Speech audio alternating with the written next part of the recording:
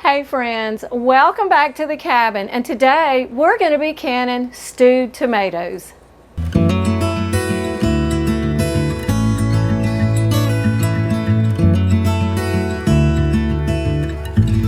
One of my favorite things to can is stewed tomatoes, and I actually follow the recipe right here in the Ball Complete Book of Home Preserving, so it keeps it kind of simple.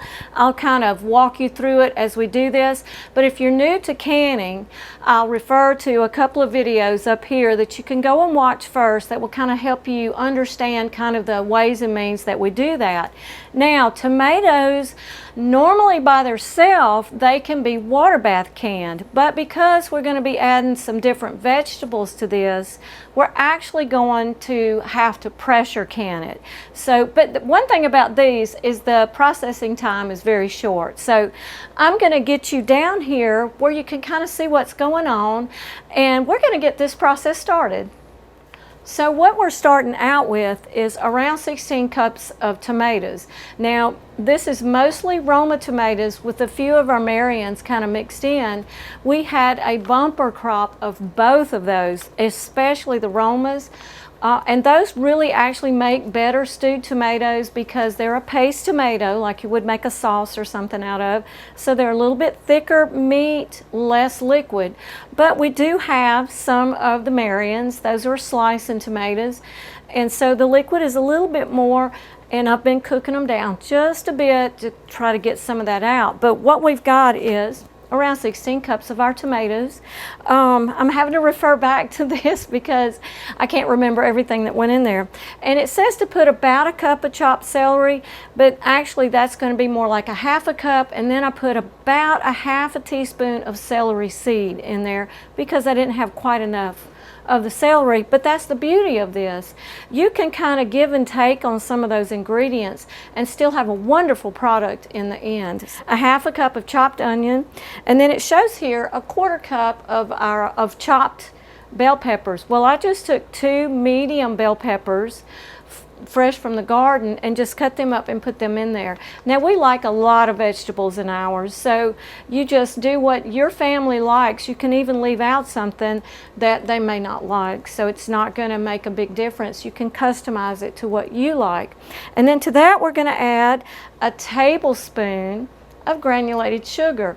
You don't really even taste it, but it just kind of softens that tomato taste just a little bit, makes it just not sweet but not quite so tangy. So the sugar is really, really good. 2 teaspoons of salt. Now, I added the 2 teaspoons of salt to this, but when we do our jars, rather than doing a half a teaspoon of salt in the jars, you could either leave it out. You can leave the salt out entirely if you need to for medical reasons or whatever, but so when I do the jars, I can either leave all the salt out because I have a little bit in here, or cut it back. And what I'm choosing to do is to cut it back to a quarter teaspoon per pint jar. That's what we're doing today, is pint jars. Now, my little cabin kitchen is hot.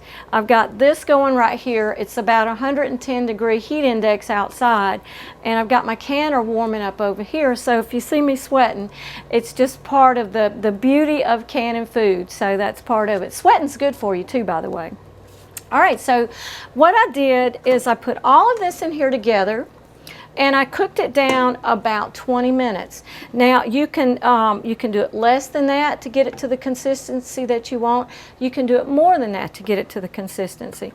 But this is about where I want it to be. Now, one thing, I'm going to go over our utensils in just a second, but one thing that I did not do is I did not peel the Romas. They are very tiny, and it's difficult to do. So what I did was I cooked them down a while, and then I took a slotted spoon and I would pull them up, and if there was any loose skins in there, I would go ahead and just take those out. So we wanted to get out as many as possible, but some may have slipped by me and they may go into the jar, but they're so tiny you're probably not even going to notice them. So we haven't had a problem with that.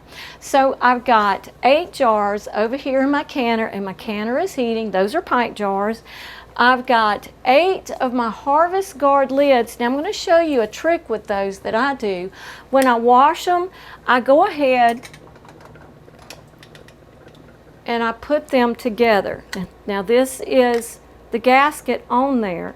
So I go ahead and I put the gasket on there and I lay it in its very hot water. You want a little bit hotter water with the Harvest Guard than you do, say, with your disposable lids. My stewed tomatoes have cooked down to the point where I like them. Over here at my prep station, I've got 2 small bowls, and this is just to keep everything a little bit cleaner and not make such a mess on my counter.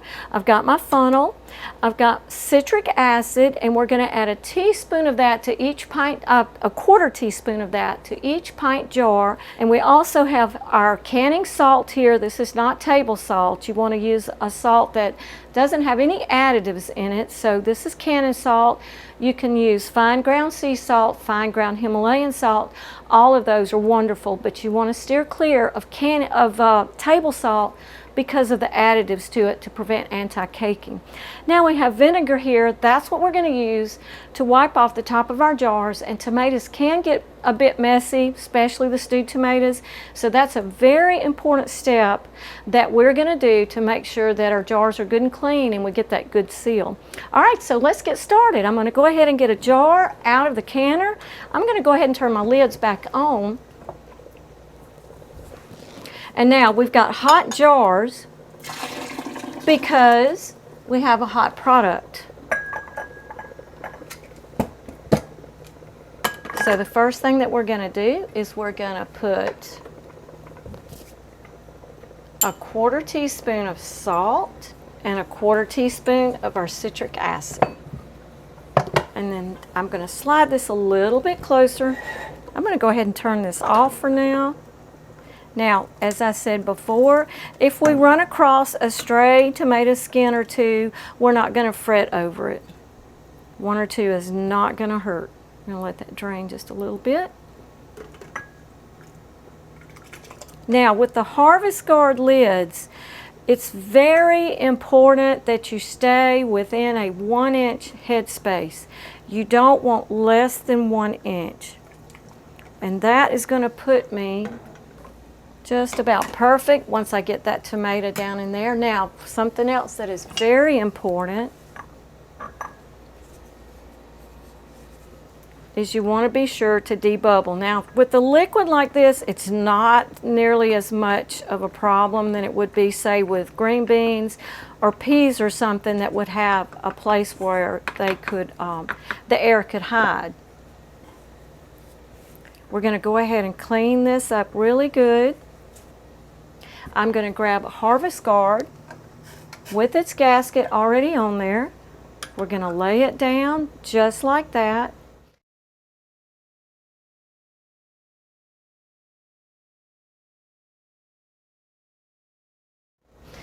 We're going to grab our rings, which I failed to show you a while ago that we needed. Okay, now here's what we're going to do. We're going to get this seated on there. 1 finger, very little pressure, okay? And we're going to turn this just until the jar turns. That's very important with the Harvest Guard. Very little twisting on there, okay? So we're going to do that, okay? So I'm going to do 1 more, show you how this is done, then I'm going to finish, and I'll come back when we get ready to process it in the canner. But let's go ahead and we're going to do a quarter teaspoon of our citric acid, quarter teaspoon of salt. Now, as a reminder, you don't even have to put the salt in there. It's not necessary for preservation.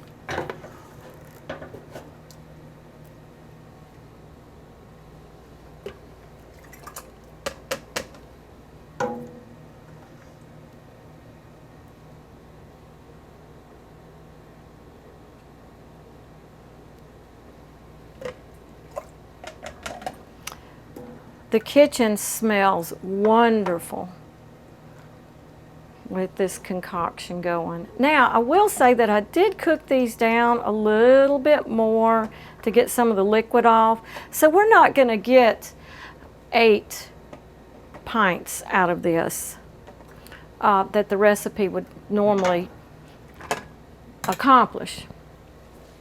Oh, I got to do this. There we go.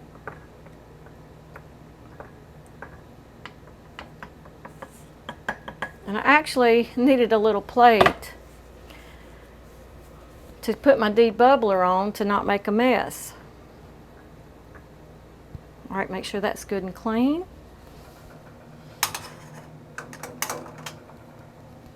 Harvest guard lid.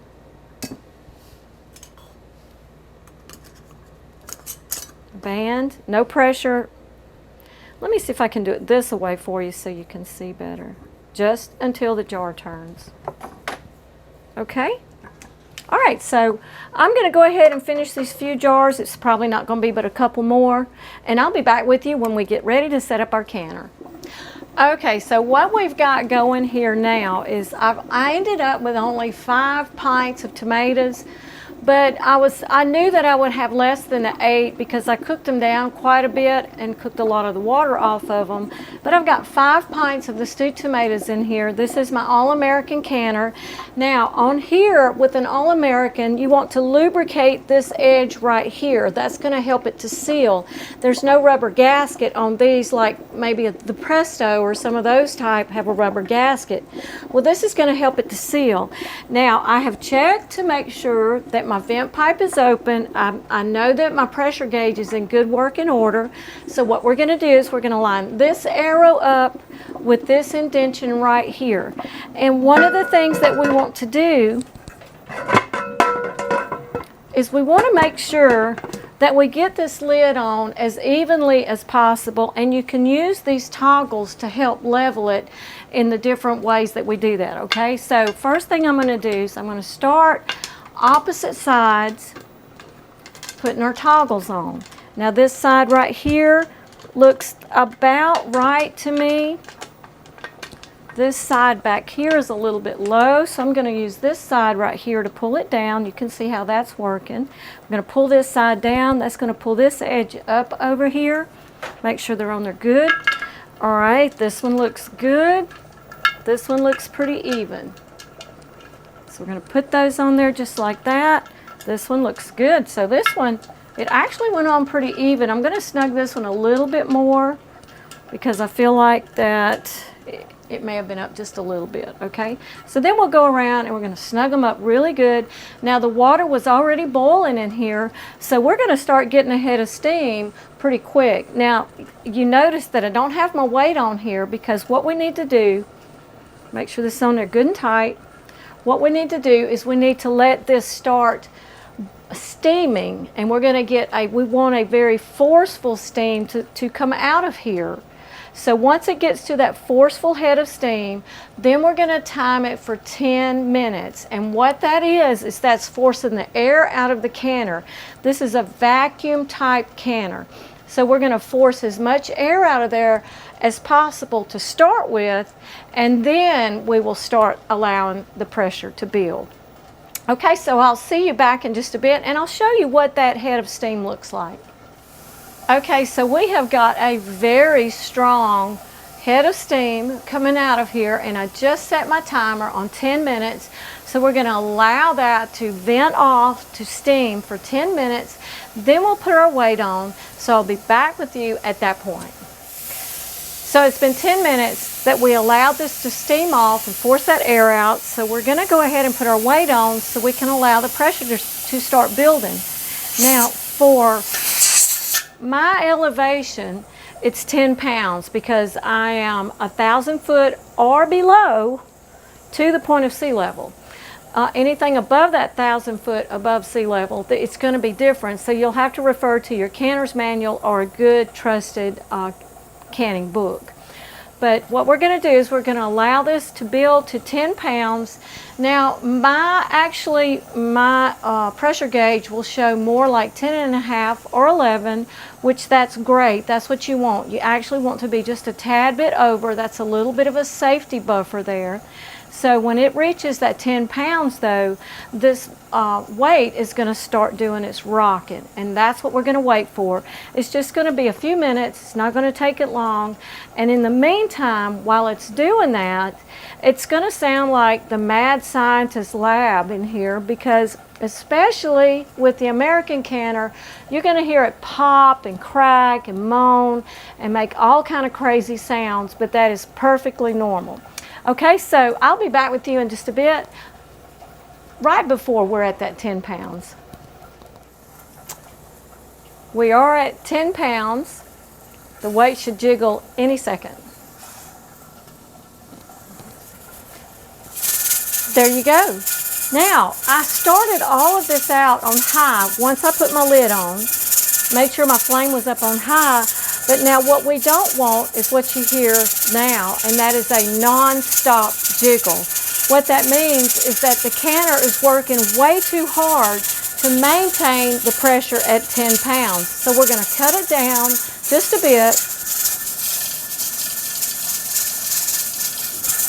And what our goal is to get a rock and then a pause. And then a rock and a pause. And it can be upwards of 30 seconds between the rocks and the pauses. But what that's going to do is allow the canner to kind of relax a little bit and do its job at 10 pounds. It's trying to slow down. There we go. It did. See, there's our pause. Then as the pressure builds back up, it's not dropping below 10 pounds. But as the pressure builds back up past 10 pounds, then it's going to start rocking. That was perfect. So what we're doing now is we're going to start our processing time. For these tomatoes, it's real short. It's only 15 minutes. So I'll be back with you in just a bit and show you what we do once we get past that 15-minute period. So we've been processing at a full 10 pounds for 15 minutes. So now what we're going to do is we're just going to turn it off and we're going to allow it to rest and we're going to allow the pressure to drop naturally on its own. We're not going to try to help that pressure drop in any way, shape, form, or fashion because that's going to set you up for failure. A couple of things can happen if you try to help it, if you try to speed up the pressure dropping process. And one of the least probably thing that can happen is that you're going to siphon all of the liquid out of your jars. But the worst and most probable is that you're going to crack your jars. And we've come all this time to this point, so just we're going to exercise a little bit of patience. We're going to let the pressure drop completely on its own, and then once it gets to that point, then I'm going to show you the next steps. So I'll be back in just a bit. So once we reached 0 here, which took maybe only 15 or 20 minutes to get down to, probably not even that long, I didn't really time it, but to get down to 0, then I waited about another 5 or 6 or 7 minutes just to let it rest like that. So now that's the point that we're at. So what we're going to do is we're going to reach here and we're going to pull this weight off. Now, you do hear some steam, just a little bit coming out because this is still very, very hot. So you're going to hear a little bit of steam. That was not from the pressure, that's just from the hot water. So we were at 0, we pulled our weight off. So now what we're going to do is we're going to go ahead and loosen our toggles. And you just want to be cautionary because they can still be hot, but these are not too bad. They're good and warm, but I think we're okay. Okay, and you want to loosen them just like you put them on. You want to do opposites across from each other. Now, what I'm going to do, because the air in the cabin now, earlier it was very hot because I have a low ceiling here because this is where our loft is. But the air was hot then, but it's cooled off a good bit since this has been off. So what I'm going to do, because I don't want that shock of cold air or cool air hitting the very hot jars, I'm going to take my lid, you saw that little bit of steam come out, and set it up on these locks right here. And what that's going to do is allow the atmosphere, the air outside, to interchange and exchange with the air inside, and we're going to get closer to a more level temperature between the two. So I'm going to give it about anywhere from 5 to 10 minutes to allow that to happen, and then we're going to pull those beautiful jars out and I'll show you what we've got. But there's something very special about the harvest guard lids that I want to show you. So we've had a few minutes time to allow the temperatures inside the canner to kind of even out and regulate with the air temperature outside the canner. So what we're going to do now is we want to carefully lift the lid off, but you want to lift it away from you because you don't want to blast the steam in your face. So I'm going to lift it like this away from me, and I'm going to safely set it over here in the sink. Anytime that you're dealing with the lid off of your pressure canner, you really want to be conscious of your pressure gauge. You don't want to knock it or bump it or anything like that. And in any of my previous canning videos, I talk a lot about those things, and I'll leave a link to the playlist so that you can go and refer to different ones there. And I even have one that compares water bath canning to pressure canning. Okay, so I am looking in these jars. Are beautiful, and oh, they smell so good. Now, I do want to leave them just a couple of minutes like this, but not too long because of the Harvest Guard lids, because there's something special that we do with those that's different than when we use the disposable lids. So I'm going to wait a couple of minutes, and then I'm going to start pulling them out and show you what we do. So I'll be right back. So let me grab one of those beautiful jars, and I'm going to try to find the Atlas one first.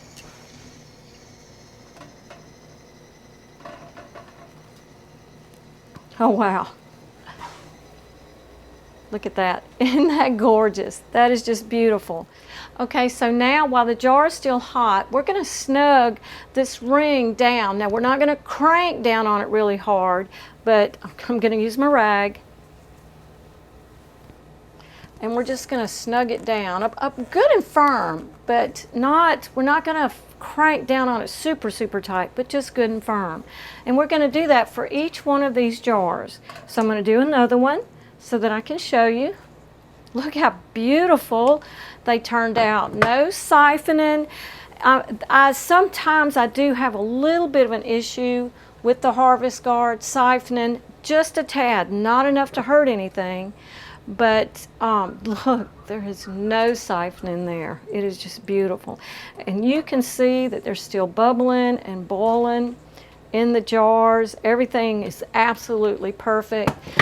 I love these reusable lids. And if you get a chance to use them, play around with them. Don't give up on them. They're wonderful to have. You can see here, and if you're used to looking at them, you can see that it is concave a little more than a cold one out of the package would be. That means that it is sealed, that it's doing its job. Okay, so I'm going to pull another one out. Let me set this over here. And we're just going to snug it up good. Not Superman tight, but just good and snug. Okay, last one. Now this is a Longenberger, I think is how you pronounce that. I'm not sure. This is probably, this and my Atlas are my two favorite jars of all that I have. And I got this one. I actually got two of these. I've got some peas or something in one of in the other one, and the Atlas. Those are my favorite jars. They're unique. The Atlas is an antique. The Longenberger is very unique, though. It's one of your better qualities. I did a little research on it, but I don't remember all the details on it. But I found those at thrift stores in perfect condition. So, well, there you go. Look at how gorgeous, just beautiful that is. And the house smells so good. Smells healthy, like somebody's been cooking.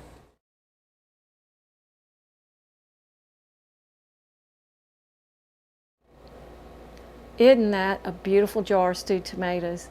The tomatoes were grown here, the bell peppers were grown here. This is a healthy food item to put on your pantry shelf, and you know how it was processed, you know your hygiene habits, you know it's safe to feed your family, and that is a wonderful feeling as a wife and a mother. But another great feeling that I want to remind you of is don't ever forget that your Heavenly Father loves you. And I'll see you on the next video. God bless.